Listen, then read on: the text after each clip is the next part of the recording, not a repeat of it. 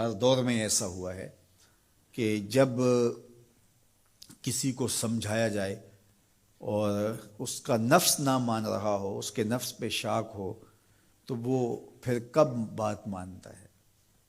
جب میرے حضور نے لوگوں کو سمجھایا کہ تم غلط راہوں پہ ہو تو وہ ماننے کے لیے تیار تھے، لیکن کیا یہ کہہ کے راستہ فرار کا اختیار کیا گیا کہ یہ دور نہیں رہا کہنے کا ٹھیک ہے اپنی مرضی جائیں جہنم میں؟ کہا نہیں، تم مانو نہ مانو میں تمہاری دہلیز تک پہنچ کے اللہ کا پیغام پہنچاؤں گا۔ تو کیا آج اگر کوئی بچہ ہمارے پہ ناراض ہو جاتا ہے سختی کرنے کی وجہ سے، تو اس کی ناراضگی کے ڈر کی وجہ سے اس کو ہم نہیں کہیں گے؟ تو ایسا نہیں ہوتا۔ وقتی طور پہ اگر اس کو سمجھ نہیں بھی آ رہی، لیکن ایک وقت آئے گا وہ سمجھے گا کہ میرا خیر خواہ یہ تھا۔ وہ استاد، وہ مربی ہمارے جنہوں نے سختی کی ہمارے اوپر، اور پھر آج ہم کسی منزل پہ اگر پہنچے تو ہم ان کے شکر گزار ہوتے ہیں کہ نہیں ہوتے؟ کہ فلاں استاد فلاں زمانے میں بڑی سختی کی لیکن ہم پڑھے ہی اس کی وجہ سے ہیں۔ تو ماں باپ سختی کرتا ہے، بچپنے کی عمر، لڑکپن کا زمانہ، تو اولاد کو بعض کا ماں باپ کی باتیں جو ہیں وہ اچھی نہیں بھی لگتی، لیکن ماں باپ کا ایک حیا ادب ہوتا ہے تو قبول تو ان کو کرنا ہی پڑتا ہے۔ اس وقت وہ کہتے ہیں شاید ماں باپ ہمارے پہ ناجائز سختی کر رہے ہیں، لیکن ایک وقت آتا ہے تو وہ سمجھتے ہیں کہ ہم سنور کے نکھر کے جو معاشرے کا حسن بنے، یہ ماں باپ نے تراشا تھا تو ایسے بنے، پھر وہ ماں باپ کے شکر گزار ہوتے ہیں۔ تو اس لیے آپ کسی سے ہمدردی کریں تو وقتی طور پہ تو اس کو تکلیف ہوگی، لیکن بعد میں آپ کا شکر گزار ہوگا۔ علامہ رومی نے اس پر ایک بڑی خوبصورت مثال دی۔ کہتے ہیں ایک شخص درخت کے نیچے لیٹا ہوا تھا اور خراٹے لے رہا تھا، ایک چھوٹا سا سانپ آیا اور اس کے منہ کے اندر گھس گیا، اور ایک شخص گزر رہا تھا، اس نے دیکھ لیا۔ وہ بڑا پریشان ہوا کہ اگر میں نے اس کو بیدار کر کے کہا کہ تیرے اندر سانپ گھس گیا ہے تو یہ خوف سے مر جائے گا، اب کیا کروں؟ تو اس نے ایک چھڑی سے اس کو زور سے مارا، وہ ہڑبڑا کے اٹھا۔ کیا ہوا؟ اس نے ایک اور چھوڑی، اس نے بھاگنا شروع کر دی، وہ بھی اس کے پیچھے بھاگنے لگا۔ اس کی رفتار کم ہونے لگتی تو ایک اور مارتا۔ کیا خدایا کیا مصیبت ہے، میں نے اس کو کیا کہا؟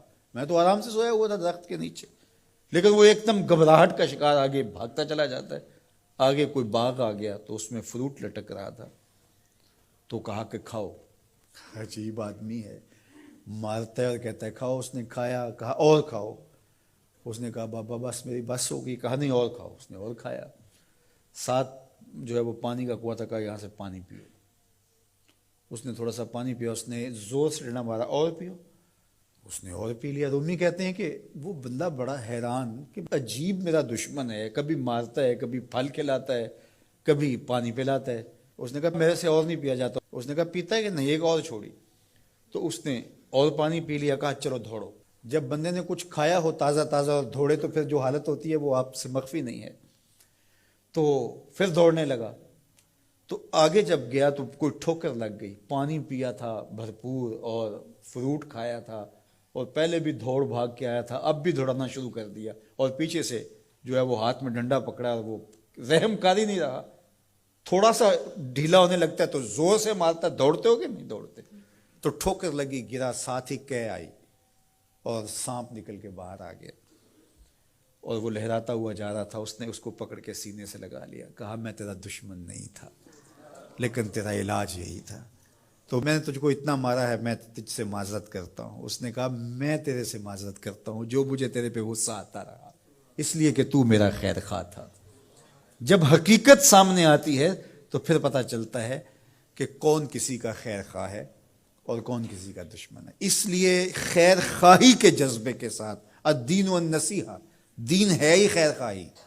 تو خیر خواہی کبھی اس طرح ہوتی ہے کہ آپ کسی کی خیر خواہی کر رہے ہوتے ہیں، اسے لگ رہا ہوتا ہے کہ یہ میری خیر خواہی کر رہے ہیں، اور وہ آپ کو اس وقت ہی شکر گزار ہوتا ہے۔ اور کبھی ایسا ہوتا ہے آپ اس کی خیر خواہی کر رہے ہوتے ہیں، اس کو نہیں لگ رہا ہوتا کہ یہ میری خیر خواہی کر رہا ہے، اس کو غصہ آ رہا ہوتا ہے، لیکن جب اس کو بعد میں سمجھ آتی ہے کہ اس نے میری خیر خواہی کی ہے تو پھر وہ آپ کا شکر گزار ہوتا ہے۔ اور کبھی ایسا ہوتا ہے اس کو بعد میں بھی نہیں پتہ چلتا اس نے میری خیر خواہی کی ہے، لیکن تمہارا رب جانتا ہے، وہ اگر رائی کے دانے کے برابر بھی نیکی ہو اور وہ کسی پہاڑ میں بھی ہو تمہارا رب اس کو بھی لے آئے گا۔